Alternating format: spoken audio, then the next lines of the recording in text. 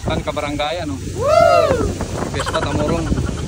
Naimbag nga bigayo kay Ilocano. Piyesta namin ngayon dito sa Barangay Tamurong kay Ilocano. Yan.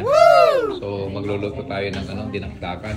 Wow! At saka igado kay Ilocano at saka papaitan. Naluluto niya nang? Igado, papaitan. Yan, yun na yung kanta natin para meron tayong paulam sa mga trabador natin kay Ilocano. Tignan natin yung mga trabador natin kay Ilocano. Piyesta kasi namin ngayon para meron tayong bibigay ng ulam nila. Yan. Yan sila kay Ilocano, yan. Lupluringan na nila yung yung garahe natin, yan. May slope yan kay Ilocano, pababa.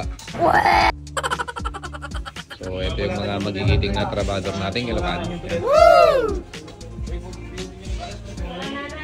Tapos yung solar natin kay Ilocano gumagana na siya. Nagkakapag-produce na siya ng libreng kuryente dito sa bahay natin kay Ilocano. Yan, gumagana na siya. Hopefully wala tayong monthly bill na kay Ilocano. Sana kasi 5 yung aircon natin eh. Yan lang kay Ilocano.